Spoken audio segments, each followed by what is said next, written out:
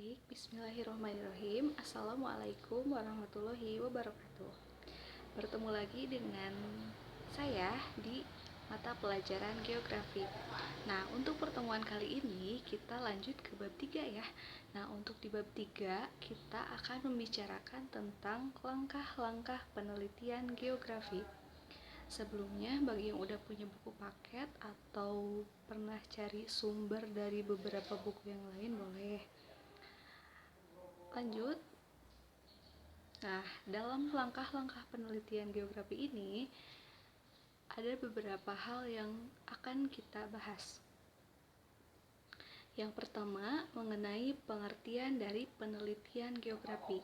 Sebelumnya, kalian pasti udah mengetahui apa sih penelitian itu. Bahkan, kita sering mendengar nih, penelitian itu sama dengan seperti riset, kemudian penyelidikan, gitu ya, pemecahan terhadap suatu masalah.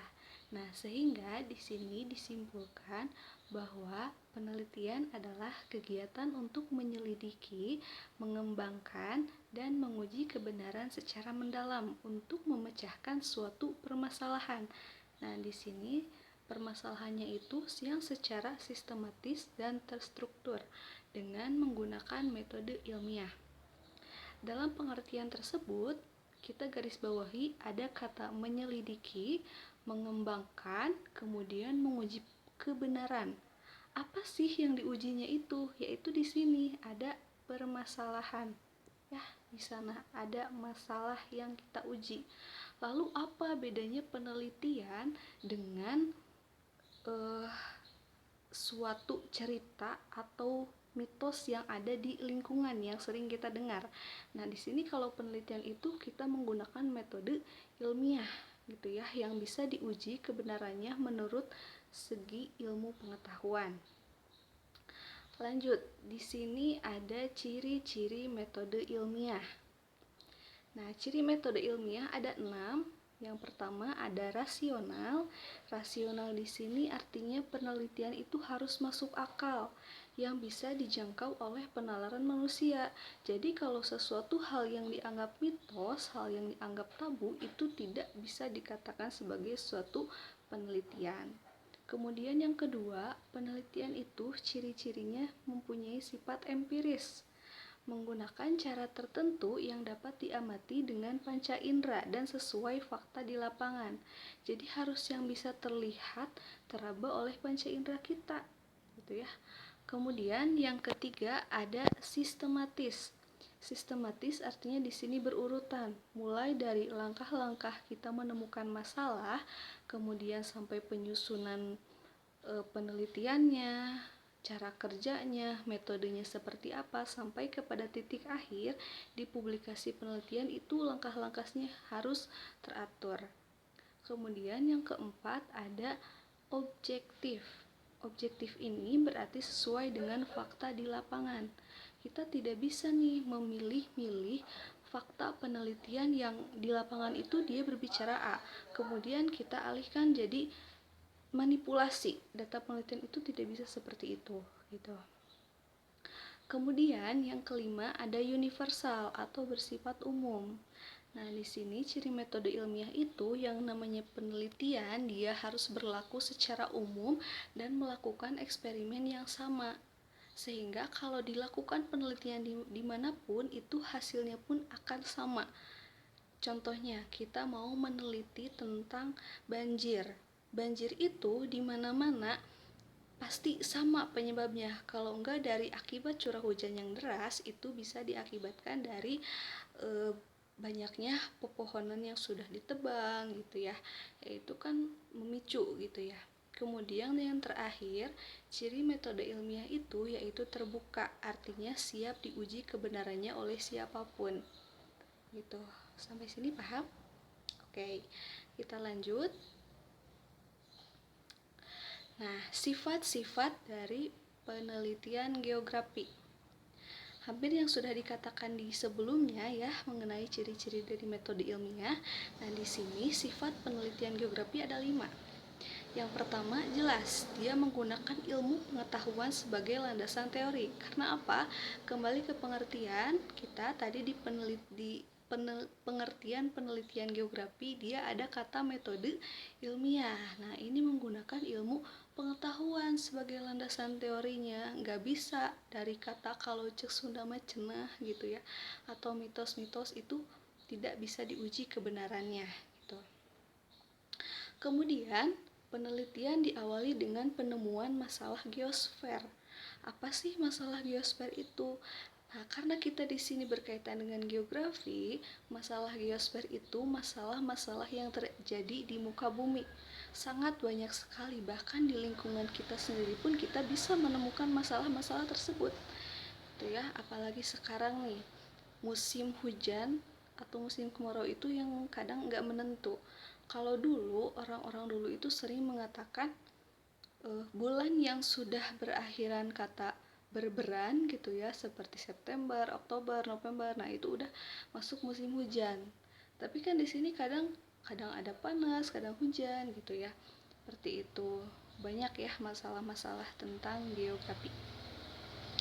Kemudian yang ketiga, menganalisis lebih mendalam terhadap suatu kajian geosfer tersebut. Nah, analisisnya dalam penelitian geografi itu kita ada mengenal 3 analisis.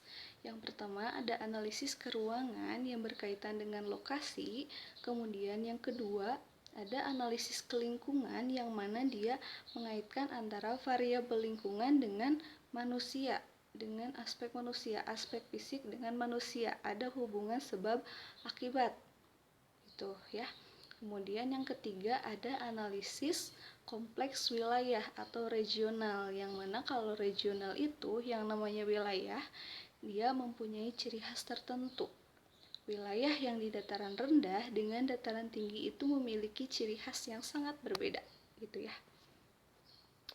Selanjutnya nomor keempat, ada menguji hasil penelitian yang telah dilakukan agar hasilnya lebih akurat. Jadi ada pengujian, semacam kalau kita meneliti tentang kualitas air.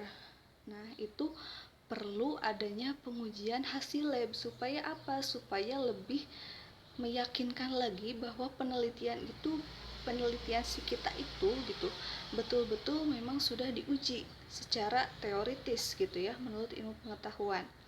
Nah, di sini yang terakhir, sifat penelitian geografi itu tujuan penelitiannya yaitu untuk memecahkan suatu permasalahan geosfer. Nah, jadi ada hasilnya gitu ya. Hasil dari penelitian kita itu apa gitu ya. Dampaknya terhadap lingkungan seperti apa gitu ya, seperti itu. Selanjutnya, nah di sini ada jenis-jenis penelitian geografi. Dibagi 3 ya, ada yang berdasarkan tujuan, kemudian ada berdasarkan bentuk dan metode pelaksanaan. Yang ketiga ada berdasarkan metode penelitian. Kita bahas satu-satu. Nah, di sini yang pertama ada penelitian eksploratif, yang mana ini jenis penelitian berdasarkan tujuannya. Eksploratif di sini menjawab pertanyaan apa gitu ya. Penelitian yang bertujuan untuk mengembangkan gagasan dasar suatu topik, apa sih permasalahan yang belum diketahui sebelumnya gitu ya. Yang kedua, kalau penelitian deskripsif di sini menekankan pada penjelasan tentang penyebab suatu masalah tersebut. Jadi berawal dari kata mengapa. Mengapa bisa terjadi gunung meletus di daerah Yogyakarta gitu ya. Terus mengapa bisa terjadi banjir di daerah Jakarta? Itu kan sering terjadi gitu ya. Nah, lalu yang ketiga ada penelitian eksplanatif, dia untuk menekankan pada pengujian hipotesis untuk menemukan penyebab permasalahan tersebut. Bagaimana sih cara memecahkan permasalahan banjir di Jakarta? Itu jadi lebih mendalam lagi gitu. Kalau tadi eksploratif hanya sebatas untuk mengetahui topik apa permasalahan yang sedang terjadi, kalau deskriptif untuk menanyakan suatu penyebab masalah. Nah, kalau eksplanatif dia ke lebih menjelaskan penyebab permasalahan tersebut. Kemudian yang kedua ada berdasarkan bentuk dan metode pelaksanaan. Tadi ada studi kasus, Kemudian ada survei dan ada eksperimen. Nah, yang pertama di studi kasus. Studi kasus itu biasanya kita langsung ke lapangan ya, wawancara gitu. Seperti di sini contohnya terlihat meneliti tentang alih fungsi lahan hutan menjadi lahan pertambangan. Yang pasti ketika ada alih fungsi lahan itu bakal terjadi hal yang kebanyakan negatif gitu ya untuk ke lingkungan. Dari segi iklim jelas ya, ketika tumbuhan sudah mulai ditebang secara eksploitasi gitu ya, itu bisa merusak iklim. Bahkan seperti yang kita ketahui dulu di Kalimantan itu hutannya itu masih sangat hijau, tetapi sekarang kan sudah banyak dilakukan alih fungsi lahan untuk kegiatan pertambangan gitu ya di daerah sana itu. Yang kedua ada survei. Kita sering ya mendengar atau melihat orang yang sedang survei, entah itu survei penduduk gitu ya atau survei untuk masalah ekonomi gitu ya, itu sering banyak dilakukan. Kemudian yang ketiga ada penelitian eksperimen. Nah, kalau eksperimen ini kita sering melihat orang-orang yang selalu uji coba gitu ya, uji coba yang biasanya dilakukan di lab gitu ya. Kemudian yang ketiga, jenis penelitian geografi ada berdasarkan metode penelitian. Nah, ini ada dua ya, ada penelitian kualitatif dan penelitian kuantitatif. Cara membedakannya, secara sederhananya kita melihat bahwa ketika penelitian kualitatif itu lebih ke deskriptif. Kita menggambarkan apa yang permasalahan yang terjadi di lapangan. Jadi lebih ke kita mengemukakan semua pendapat dan hal-hal yang kita temukan di lapangan. Sedangkan kalau kuantitatif itu selalu berkaitan dengan angka. Ada alat ukur dalam menganalisisnya. Gitu. Contoh, kalau untuk penelitian kualitatif kita bisa meneliti tentang bentuk lahan yang ada di daerah pantai atau di daerah pegunungan. Itu kan kita bisa hanya dengan melihat peta, dengan survei ke lapangan, dengan wawancara gitu ya. Cukup kita bisa mendeskripsikan dibarengi dengan teori-teori yang kita temukan. Nah, sedangkan kalau untuk penelitian kuantitatif itu kita melakukan dengan alat ukur angka gitu ya di dalamnya. Ada hasil analisisnya gitu. Contohnya seperti kita mau meneliti tentang pertumbuhan penduduk gitu ya, itu kan ada data-data penduduk yang perlu kita uji gitu ya, kita hitung gitu di sana. Nah, di sini bisa kita ketahui ada berbagai macam perbedaan antara penelitian kuantitatif dengan kualitatif.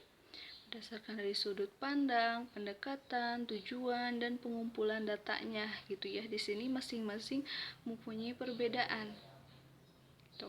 Nah, jadi yang jelas dalam perbedaan antara penelitian kuantitatif dengan kualitatif itu, secara umumnya kita melihat bahwa kalau kuantitatif itu lebih ke pendeskripsian, menjelaskan. Nah, kalau kuantitatif yang berhubungan dengan angka itu ya. Nah, nanti kalian bisa baca, kalau tidak ada paham boleh ditanyakan ya nanti. Selanjutnya di sini kita mengamati fenomena geografi. Tadi ya dikatakan yang namanya fenomena geografi itu karena geografi pasti berkaitan dengan lokasi. Di sini kita menjawab tentang pertanyaan apa yang terjadi di lokasi tersebut, kemudian mengapa fenomena itu bisa terjadi dan di mana gitu ya. Lalu how, bagaimana kita bisa menjelaskan lebih rincinya lagi itu dengan 5W 1H. Ya, kita udah tahu itu. Nah, semua hal itu bisa kita jawab untuk mencoba mengamati penelitian geografi gitu ya. Nah, mungkin untuk pertemuan kali ini Ibu cukupkan sekian saja. Kalau misalnya ada pertanyaan, boleh kalian share, diskusi langsung ke Ibu gitu ya, atau diskusi sama teman-teman kalian masing-masing gitu ya. Dibaca lagi materinya. Sampai ketemu di pertemuan berikutnya, kita akan menjelaskan tentang langkah-langkah cara membuat penelitian geografi gitu ya. Terima kasih atas perhatiannya. Semoga kalian selalu sehat. Sampai ketemu minggu depan. Wassalamualaikum warahmatullahi wabarakatuh.